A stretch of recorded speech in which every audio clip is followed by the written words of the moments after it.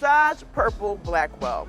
And today, we're in West Philadelphia at 60th and Walnut, where just days ago, a hail of bullets rained down on a community celebration. Now, routine summer events like cookouts, playing at your rec centers, or even swimming at your local pool seem to be activities that are risky.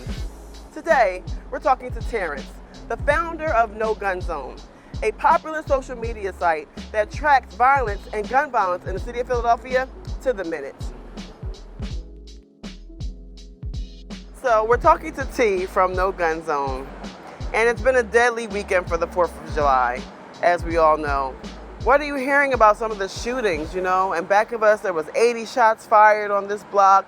Throughout the city, there were like 20 different incidences.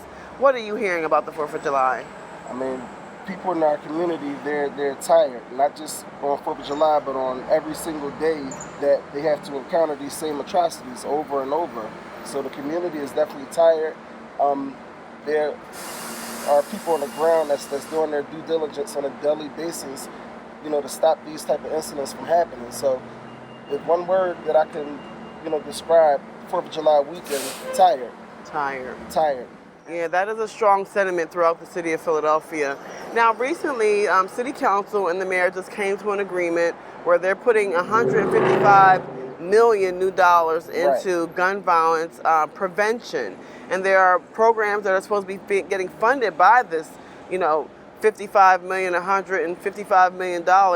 Where do you think those monies should be going to? How do you think they should be utilizing them? Definitely should be allocated to those that are on the ground. The people that are on the ground are actually the ones that are in touch with the traumatized, the ones that are hurting, and the ones that are doing the hurting. Their plays definitely should be backed, especially if they are implementing things that could be useful or better yet working. So definitely those that are on the ground already should be taken care of in that capacity. I see on your platform a lot you've been asking the parents, where are your children at night? I think that's an important platform, an important message to continue to play to the parents and the young people in our city. Right. So in that same regard, what do you think that No Gun Zone, what can you, Terrance, do to provide some solutions to the problem? Oh man, what No Gun Zone can do is what No Gun Zone been doing. Okay. I'd like to unify the community with other people's sentiments on my platform, on top of my own. You may have an organization in South Philly, you might have an organization in Germantown, you might have one in Frankfurt, but Southwest Philadelphia may not be familiar with your program in Frankfurt. Right. Frankfurt might not be with your program in West Philly. So the No Gun Zone platform, it brings everybody's ideas, to the forefront. So I think me being a very vocal person, very outspoken, and having a platform as large as mine's, I think that I could even step it up with sharing the resources that are available in our city to the people. Yeah. That is important. Sharing of resources is extremely important, especially in the city of Philadelphia. Exactly. So, the rec centers are open back up, the pools are open back up. Do you think that families and children are safe? To be honest, no. But I'm optimistic. Okay. They aren't safe, but I'm optimistic that, they can be safe with, the Philadelphia Police Department and, other groups that are fighting to protect them. We spoke about the money a few minutes ago. The money can be used to pay folks in the neighborhood can come out and protect the children at the recreation. Yeah. That makes sense to me, doesn't it? That makes sense to me, You too. got $155 million being allocated, and you have people in communities that are jobless. Why not employ these people to protect, the women and children in the community? That makes sense to me. Yeah. I definitely think that's a solution, and I think the city is looking for many solutions and ideas of solutions right now. Right. So Terrance from No Gun Zone, we really appreciate you talking to us today and your input and what you're doing for the city of Philadelphia. Thanks for having me.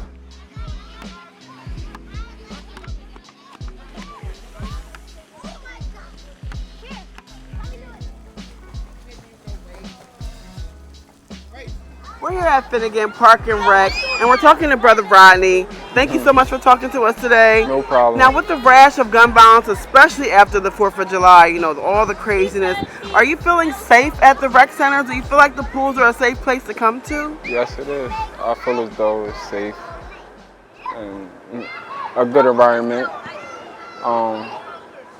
as well as a good place for the kids to come to. Okay. Would you prefer that there be police presence at your rec centers and at your pool?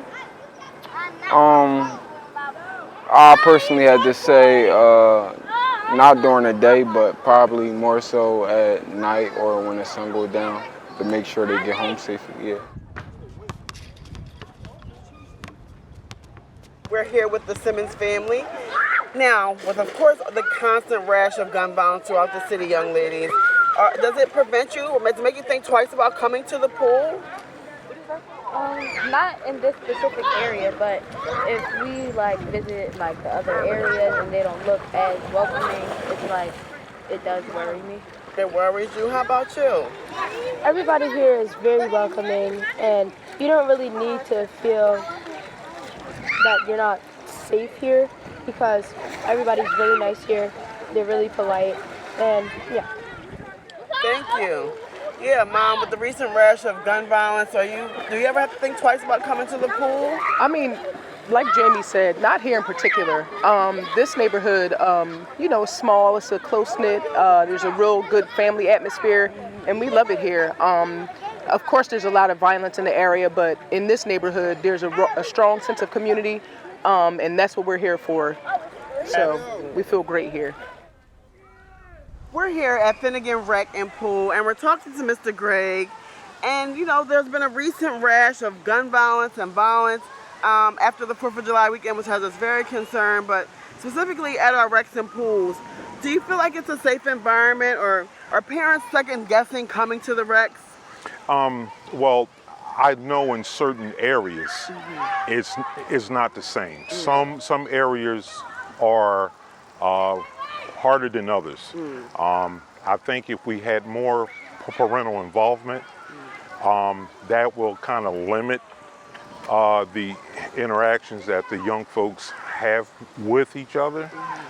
Here at James Finnegan, there's a lot of parents that are involved with their kids that come out and you'll see them at the pool or in the playground and things like that. But we do have a problem.